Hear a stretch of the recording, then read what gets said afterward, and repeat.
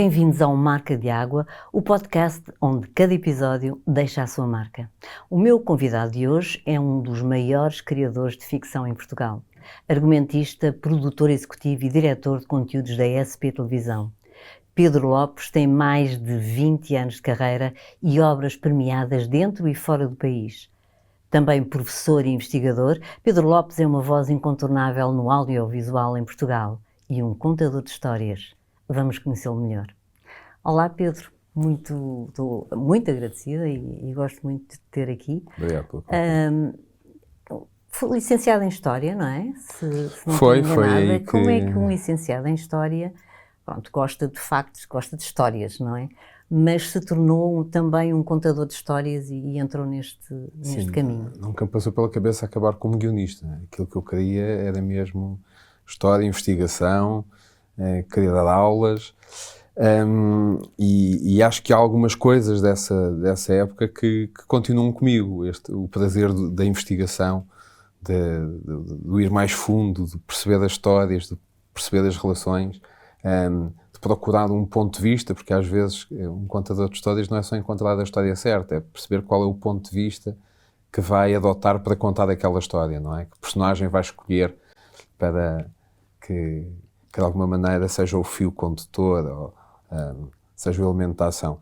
E a verdade é que a Faculdade de Letras foi um sítio que encontrei um ambiente cultural muito interessante e, portanto, eu passava se calhar tanto tempo nas aulas como passava no Cinema King, como passava a fazer teatro, como tocava, tinha uma banda e, portanto, havia um movimento cultural bastante efervescente.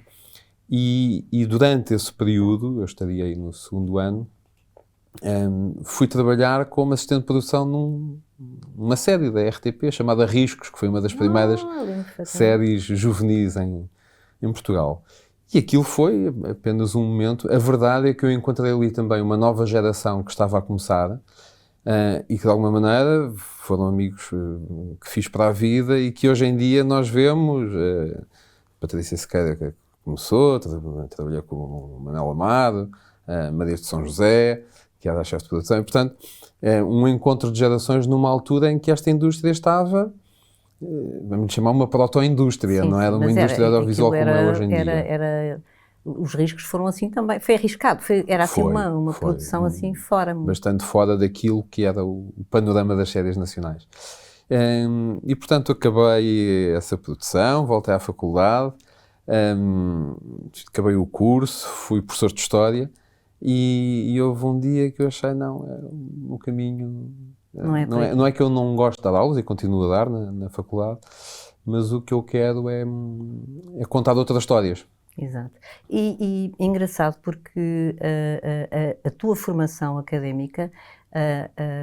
provavelmente, eu tenho quase a certeza que tem uma influência na forma como tu escreves, não é? Assim como provavelmente um argumentista que tirou uma licenciatura em contabilidade, que pode ter acontecido, ou em direito, tem naturalmente outra perspectiva e outra maneira de contar, de abordar a mesma história até. Sim, e acho que esta procura também às vezes de algumas séries de época que escrevi, também vem desse meu interesse que tenho por alguns temas que eu começo a ver que são recorrentes, que são interesses meus, mas que normalmente são temas que têm fazem pontes com o tempo atual, ou seja, não é simplesmente o histórico pelo histórico, mas nós conseguirmos perceber que há situações que são cíclicas, que já se viveu determinado tipo de realidades e que hoje em dia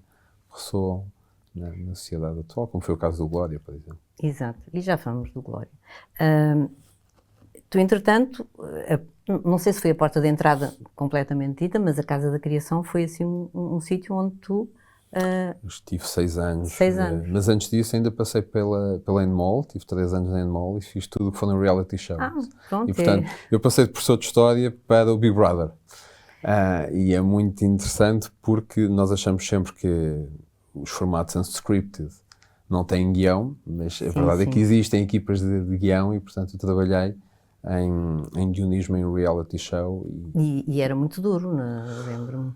Era, mas o que falo é que era bastante novo, tinha 24 anos e, portanto, aguentamos Tu querias tudo, era não isso é? mesmo. E foram tempos de aprendizagem, E obviamente. estávamos mais ou menos em que ano? Foi mesmo 2000? no início? 2000, então foi o Sim, arranque. foi o primeiro.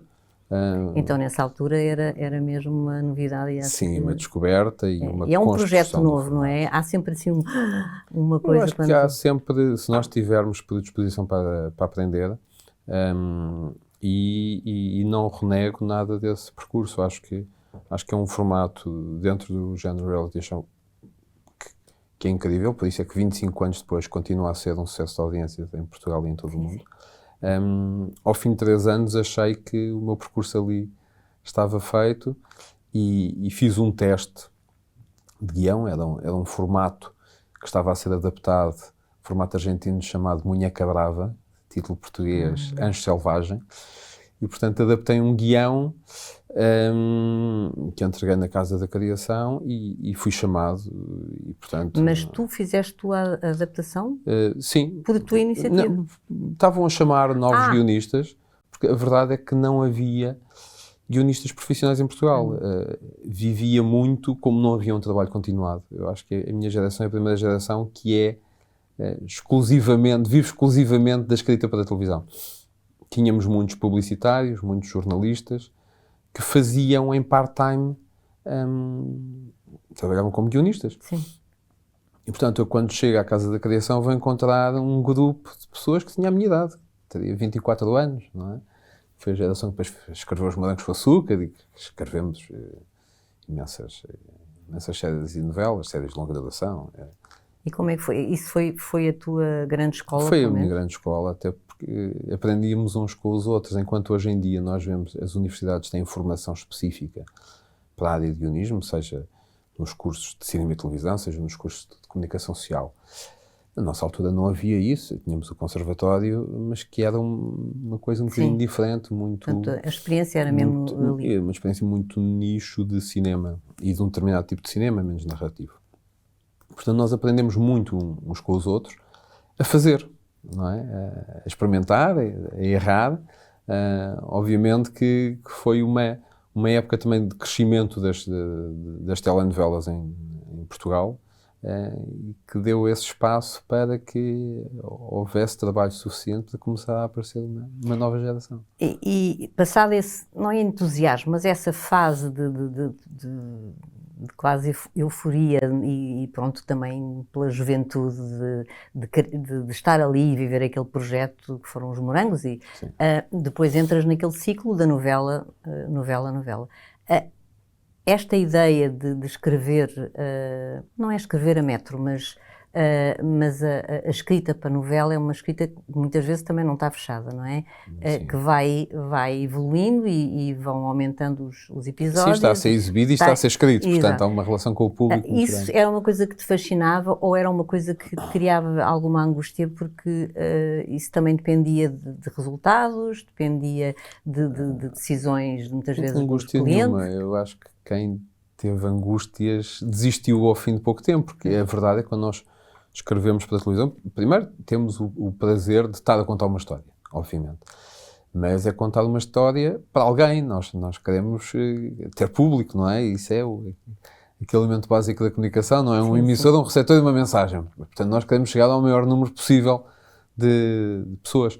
E a telenovela tem, ao contrário de outros formatos, nós temos uma reação muito imediata, não é? Porque é uma exibição que é diária, muitas vezes começa a ser exibido ainda quando estamos a escrever e a ser filmado.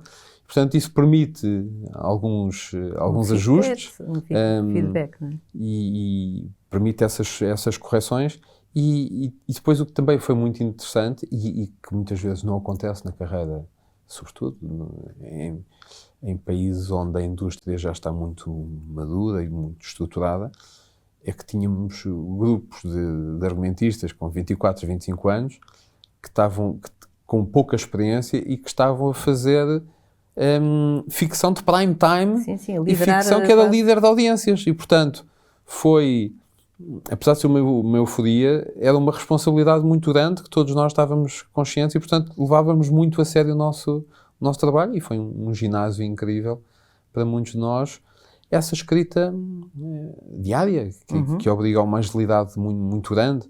Mas a tua parte académica não ficou por ali, pela licenciatura? Decidiste continuar? Isto foi ao mesmo tempo? Como é que... Sim, eu sempre continuei a estudar ao mesmo tempo. Sempre tive esse problema que...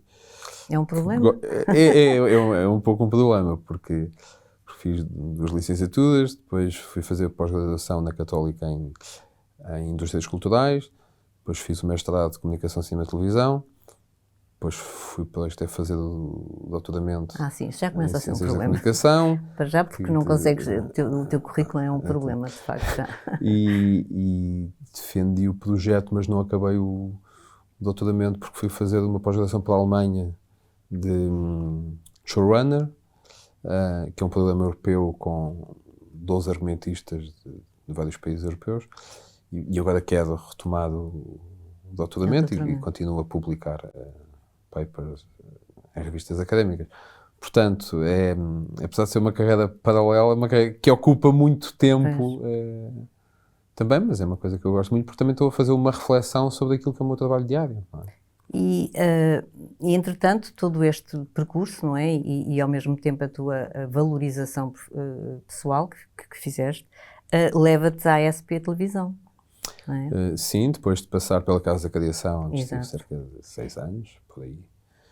Sou péssimo com esta linha do tempo, mas em 2007, quando começou a SP Televisão, fui convidado para diretor de conteúdos.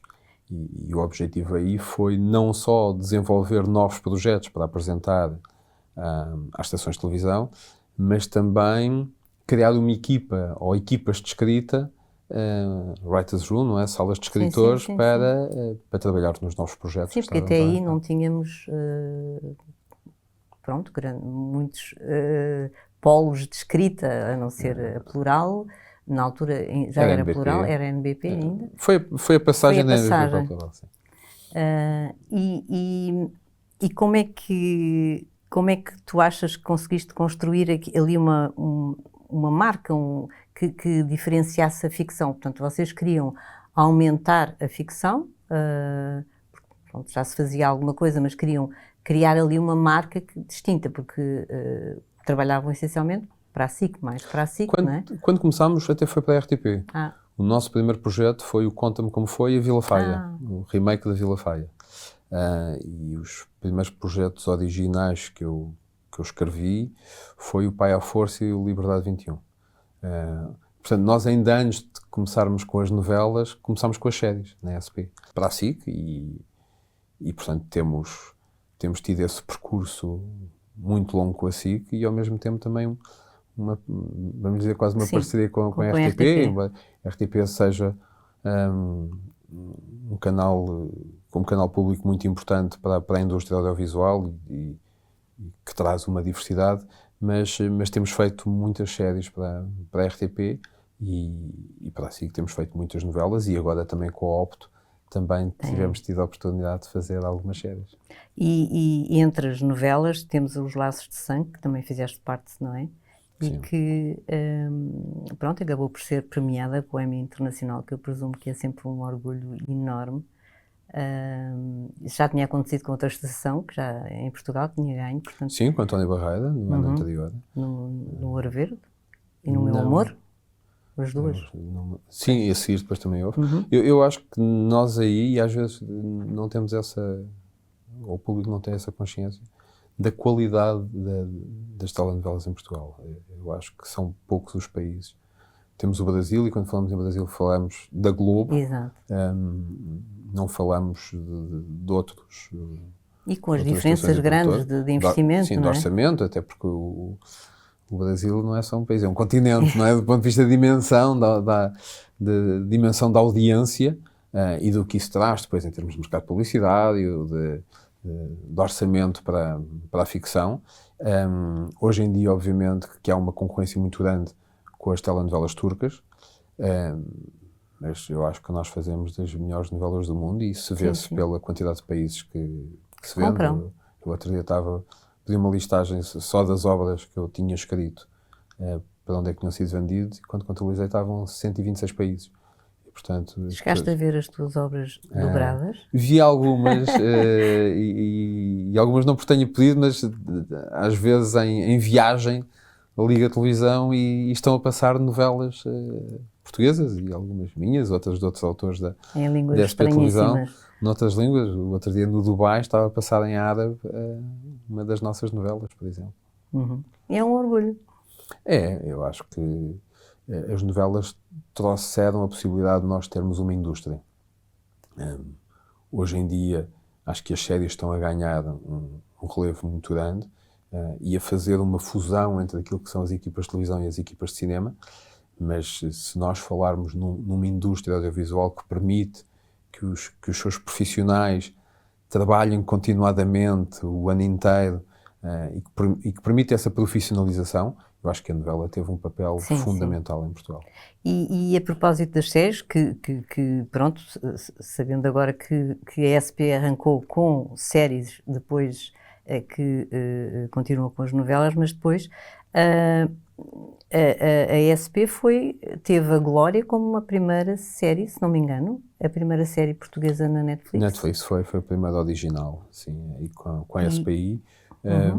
Porque nós em 2017 criámos uma outra marca, que é a SP Internacional, e onde de alguma maneira a SP produz a ficção para o mercado doméstico, digamos assim, SIC RTP, e com esta alteração que houve no modelo de distribuição de conteúdos, online, não é? Com a chegada das plataformas, criou-se uma nova marca com o objetivo de produzir para o streaming e também para fazer coproduções internacionais que são modelos de trabalho, de financiamento diferentes e que temos trabalhado, fizemos coproduções com a Espanha, por exemplo, o Água Seca, o Motel Valquírias, o Chegar a Casa, com o Brasil, com a Globoplay, com o Codex 632, a adaptação do romance do José Rodrigues dos Santos, o Glória para a Netflix. Estamos agora, fizemos o documentário sobre o Presidente do Porto, Pinto da Costa, Prime Video. Vamos estrear agora uma nova temporada do Lua Vermelha, que será Opto e Prime Video. E temos uma série que vai estrear ainda no final deste ano, o Cold Heaven, que é uma coprodução com a Islândia e que é um modelo diferente de trabalhar, que é ter dois broadcasters, ter duas estações. Dois realizadores, não é? Também. Sim, isso também se fez, mas sobretudo no modelo tem a ver com ter duas estações, uma estação portuguesa que é a RTP e ter uma estação islandesa que é a Simin, e depois ter um distribuidor internacional, que neste caso é um distribuidor francês, a About Premium Content, que ficará com a responsabilidade das vendas pelo mundo inteiro. Isto é um outro modelo. Este novo modelo de trabalho nesta indústria veio permitir o que seria impossível se nós nos mantivéssemos aqui, portuguesinhos, fechados na nossa casa, a fazer séries e para canais de televisão. Portanto, esta colaboração... Desafio porque aquilo que se calhar vimos nos anos 90, 2000, até 2015, não foi assim há tanto tempo se pensarmos quando é que a Netflix começou globalmente a ter volume de produção. Nós muitas vezes estávamos a competir no mercado local. Hoje em dia a literacia audiovisual das pessoas é muito grande, seja pelas séries que vêm no cabo, seja pelas séries que vêm nas plataformas, e portanto aquela coisa de para português, tem qualidade para um produto português ou para a ficção portuguesa, já não se aplica. Já não se aplica e já ninguém dá esse benefício, ou seja, nós estamos a competir verdadeiramente com o mercado internacional. Portanto, o patamar de qualidade que nós procuramos é um patamar de qualidade que permite a internacionalização, ainda que queiramos contar histórias que sejam portuguesas, mas que consigam depois viajar, que tenham esse impacto. Ou seja, o nosso objetivo não é fazer séries à americana, para isso os americanos fazem muito bem, não é? É contar as nossas histórias com modelos narrativos, que muitas vezes é uma mistura entre um modelo europeu muito mais baseado na personagem, um modelo americano que é muito mais do plot, não é? Muito mais da história, mas o nosso objetivo... E achas que as grandes histórias de raiz portuguesa, adaptadas para série, funcionam bem, portanto, estão a ser bem recebidas no universo global, não é? Na Netflix e noutras plataformas, quer dizer, o trazermos histórias portuguesas, não é? É de facto, se calhar, nunca pensaríamos que pudesse interessar a um público internacional. Eu acho que desde que as histórias sejam universais, não é? Que sejam compreensíveis, descodificáveis noutras geografias, costumo sempre dizer que é difícil encontrarmos uma boa história e sabê-la contar. Mas eu acho que se o fizermos, acho que todos nós estamos ávidos por boas histórias, não é? Exato. E cada vez como temos é que se mais defende? tempo de dedicação a vermos conteúdos, não é? O número de horas que cada pessoa dedica a ver conteúdos tem vindo a aumentar. Sim, e cada vez se torna mais... se torna fundamental esta parte da nossa vida, ou o entretenimento, quer seja, não é? Tem sido, acho que é muitas vezes a tábua de salvação para todos nós lidarmos com aquilo que não estamos a entender no resto do mundo, não é? Nós temos aqui concorrências de outras coisas, as redes sociais, Mas olha que... os Instagrams, o TikTok também, Exato. para determinado tipo de gerações. E já achas funciona de maneira que há relativamente. um novo conteúdo, mesmo que seja ficção, que possa satisfazer esse público das redes que consome conteúdos de 5 minutos e para eles é suficiente? Eu acho que todos nós procuramos diferentes formas em diferentes momentos da nossa vida e às vezes até em diferentes momentos do dia, não é? E portanto, nós tivemos este fenómeno, por exemplo, na novela, em que tivemos a Terezinha e o Bernardo, em que foi um grande sucesso no TikTok e que trouxe novas gerações a ver novela, que tínhamos, através da relação que os fãs criam com a novela, conteúdos no TikTok que funcionavam quase de forma autónoma, mas que também trouxeram uma nova geração que estava desligada da televisão linear. E, portanto, eu acho que uma coisa não substitui a outra. Cada vez mais o que nós vemos é que existe uma complementaridade na nossa forma de consumo. Não é? Exato. Tu como diretor de conteúdos e pronto, aí não há conflito de interesses, continuas a ser um autor, mas és também diretor de conteúdos. Quem é que manda? Portanto, o diretor de conteúdos manda no autor? Como é que é? Não, eu vejo-me sempre como um argumentista que, por uma questão do percurso que foi fazendo, acabou a ter um cargo executivo, portanto, mais envolvido na produção, mais envolvido na forma, muitas vezes, de pensarmos conjuntamente na empresa para onde caminhamos. Mas também uma das coisas que eu gosto muito na SP desde o início e que foi um desejo da administração desde o início nós somos uma empresa que conta histórias, não é? Mas também tem que ser uma empresa que tem alguma Sim, mas muitas vezes financeira. a situação, ou seja, o equipamento está disponível hoje em dia para quem... o equipamento é fácil de adquirir, é barato, é fácil fazer conteúdos. Portanto, aquilo que nós temos que nos especializar é em contar histórias, é saber contar histórias, não é?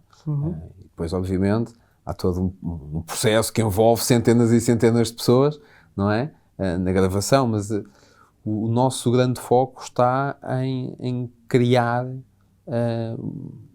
boas telenovelas, criar boas séries que façam sentido depois também para a SIC, para a RTP, com quem trabalhamos, mas eu penso sempre que se eu me interesso, se eu tenho interesse em ver esta história, eu vou acreditar que outras pessoas têm. Tu tiveste alguma história daquelas que tu davas a vida por ela? sabes, aquela história mesmo incrível que querias contar e que foi vetada, sabes? Como é que um autor pode lidar com a frustração de ou não conseguir vender a sua ideia ou ela ser completamente deturpada ou alterada? Eu acho que vamos aprendendo a lidar com essas situações. Primeiro porque é compreensível que as empresas e as estações não servem para nos satisfazer o ego de nós virmos a contar aquilo que achamos que é a história da nossa vida, não é? Portanto, eu sei que tenho muitas histórias que consegui contar, tenho outras que estão na gaveta, tenho outras que ficaram na gaveta e que saíram passado muitos anos. Por exemplo, o Codex, eu lembro a primeira reunião que tivemos com o José Fragoso da RTP, quando nos fez a proposta do Codex, o projeto veio a ser executado 11 anos depois. E por isso, da primeira conversa à estreia foram 11 anos. E por isso é preciso alguma resiliência, é preciso acreditarmos que vamos conseguir, mas ao mesmo tempo às vezes não ficar demasiado agarrado às ideias e se esta não foi produzida agora, vamos pensar noutras. Pode ser que um dia tenha uma segunda oportunidade, uma segunda vida. Mas o importante é termos sempre um portfólio grande de boas histórias, porque há tanta coisa para contar, não é? O que é que te pode inspirar mais hoje? O que é que te inspira normalmente? Assim? É mesmo as pessoas? É o dia-a-dia? Eu gosto muito de começar por um conceito, ou seja, sempre por uma pergunta. Eu acho que há sempre há uma inquietação qualquer que nós temos. E depois é perceber como é que, de alguma maneira, nós, sem atirarmos à cara da audiência esse conceito, como é que podemos transformar numa forma que seja que dê para entreter, não é? Entertainment, mas ao mesmo tempo que provoque uma reflexão e, portanto, para públicos diferentes possa ter aqui diferentes leituras, layers diferentes, não é? E há alturas que me apetece explorar situações que são mesmo muito de aprendizagem relativamente a como trabalhar determinados géneros. Por exemplo, a questão do thriller, que não é uma coisa que se tenha produzido muito em Portugal e, portanto, quando fazemos é muito divertido porque estamos também muito a estudar modelos narrativos, como existem outras histórias que eu queria mesmo contar. O caso da Radete foi esse, porque eu cresci nos corredores da rádio, a minha mãe trabalhou a vida toda na emissora nacional, o meu avô também, e portanto eram histórias que eu ouvia de infância e que de alguma maneira achava extraordinário que grande parte do país não soubesse o que era a Radete, sabia o que era a base das lajes. Eu confesso que não sabia o que era. E portanto achei que era ali uma história que podia ter um grande impacto. E lembro-me quando fizemos o pitch, a primeira vez que isto é a Netflix, ainda não tinha o escritório em Madrid, era o de LA, mas fizemos uma reunião em Madrid onde eu e o Jorge Madex, um dos administradores da SP, fomos, apresentámos 2 projetos e eu tive a sorte de me perguntarem qual a série gostarias de escrever, que é uma coisa muito rara que nos acontece. Eu disse, é esta série que quer escrever. Com essa liberdade é preciosa para vocês, não é? A liberdade criativa, claro. É assim o sonho de qualquer autor e qualquer profissional nesta área. Qual era o projeto, e já percebi que tem histórias aí guardadas, ou talvez em gavetas, ou num cofre, ou não sei onde, mas qual é assim uma história que tu tenhas para contar e que ainda não viu assim a luz do dia? Isso é difícil revelar, estas coisas. É questão dos direitos de autor. Não, sim, isso é... Não, mas há muitas histórias que ainda quedam... Mas posso fazer outra pergunta?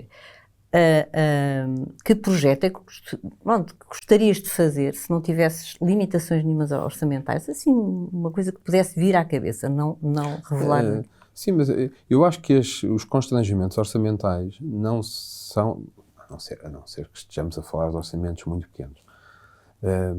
Eu acho que nunca podemos ver como constrangimentos, porque mesmo quando temos muito dinheiro, nós apontamos a escrita então ainda para mais e, portanto,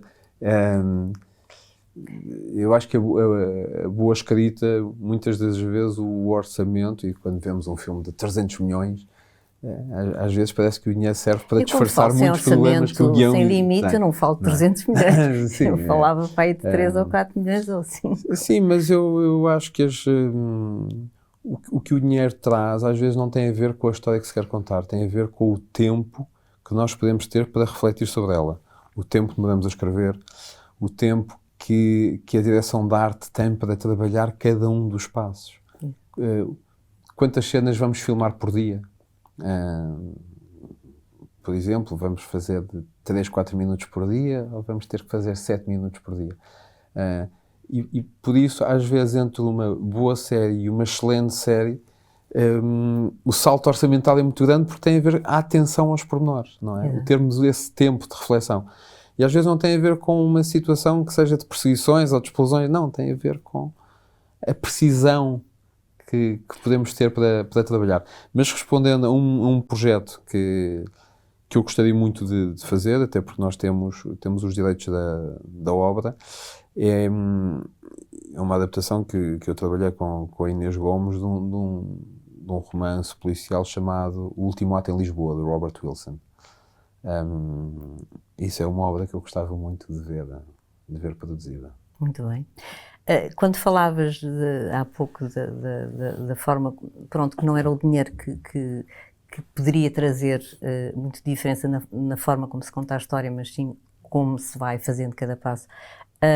Tu achas que a inteligência artificial veio ajudar, ou pelo menos facilitar alguns passos de todo o processo criativo até à realização e à edição? Eu acho que há aqui várias questões. Uma tem a ver, obviamente, e estão relacionadas com os direitos. Isso é preciso salvaguardar os direitos dos autores, os direitos dos atores, relativamente à imagem, à voz. E por isso, como é que a máquina, o repositório a que tem acesso, não é? Que obras estão a ser utilizadas para a criação eu neste momento, e isso é de facto regulação, não é? Sim, é pura regulação. E aí sabemos que a Europa e os Estados Unidos e a China têm abordagens diferentes do ponto de vista legislativo. Agora, noutras situações, pode ser muito interessante para os processos que estamos a fazer, não é? Seja através das questões hoje em dia dos efeitos especiais e do que a inteligência artificial nos pode trazer, mas até noutro tipo de processos relativos à montagem, à edição. Eu acho que os programas, em termos de escrita, não têm um patamar de qualidade muito grande, mas, por exemplo, do ponto de vista de análise daquilo que escrevemos, temos feito testes e é muito interessante, porque nós muitas vezes contratamos consultores, script doctors, que leem os guiões. E agora tem em cada computador. No Reino Unido, nos Estados Unidos, e as experiências que temos feito dos relatórios de análise àquilo que escrevemos, seja análise das personagens, da estrutura dramática, aí sim já vejo uma análise interessante. Mas eu acho que as empresas estão muito... há coisas que a inteligência artificial, outras não, mas acho que despertou o interesse em acelerar o processo de digitalização interna de muitas empresas. E o que é que isso permite? Permite que algumas atividades que são altamente repetitivas possam ser deixadas para a máquina e em que os profissionais se possam dedicar à parte verdadeiramente criativa, Sim. não é? Portanto, tudo o que seja processos técnicos de passagem de material para dentro das máquinas, para a seleção de material em que temos pessoas a fazer, se alguém se puder simplesmente dedicar a pensar essa edição em vez de perder tempo em ações repetitivas, acho que ajuda muito. Pedro, se tu quisesses ou pudesses dar um conselho a um mini Pedro Lopes, que tirou um curso que se licenciou com um percurso inicial semelhante ao teu, mas que recado é que tu poderias dar a um mini Pedro Lopes de 20 e poucos anos? Isso é difícil. Eu tenho tentado não fazer esse exercício, até porque tenho 2 filhas adolescentes com 15 e 17, e portanto eu tento não dar demasiados conselhos. Não, a elas não podes dar, sim, mas o que eu acho que eu tive muita sorte com os meus pais, porque me permitiram fazer escolhas completamente livres. E escolhas para mim foram divertidas. Eu acho que o percurso que nós temos que fazer tem que ser um percurso de descoberta, que tem que ser um percurso que nos dê prazer. Hoje em dia vejo muitas vezes as pessoas falando, né, que curso é que for escolher, que licenciatura, o que é que pode ter mais saída ou menos saída. E depois ter a história e não me saí mal. E portanto, acho que a vida aos 18 anos não está planeada e por isso nós muitas das vezes não sabemos o que é que vamos fazer na vida. Fala-se muito de aquilo que nós estudarmos hoje, se calhar a profissão que nós vamos ter ainda não foi inventada, não é? Portanto, o conselho que eu dou é de estar disponível para os outros, estar disponível para ouvir, estar disponível para se divertir, não é? para o mundo, porque se tivermos essa abertura e a curiosidade, que eu acho que é uma das coisas que me caracteriza, e às vezes, porque é que eu sei tanta coisa que é irrelevante, mas depois acho que na escrita acaba por não ser irrelevante, porque dá sempre jeito, não é? Eu acho que essa curiosidade é fundamental para se construir depois uma carreira, seja em que área for. Não é? E para terminarmos, que marca d'água gostarias tu de deixar no audiovisual? Não penso minimamente. Se é uma marca d'água, é de alguém que foi correto com os outros, e é sobretudo isso, na relação com as outras pessoas, na forma como construo as amizades, e porque acho que o trabalhar numa área que é criativa tem que ser esse espaço de confiança, de generosidade. Portanto, a marca que eu quero deixar é uma boa pessoa. É essa, tipo porreiro. Muito obrigada, Pedro, muito obrigada. Muito obrigado pelo convite. E é assim, o Marca d'Água é um podcast quinzenal criado pela GEDIP, um espaço de reflexão, partilha e valorização do que é único, original e autoral, porque cada criação deixa a sua marca. Não perca o próximo episódio.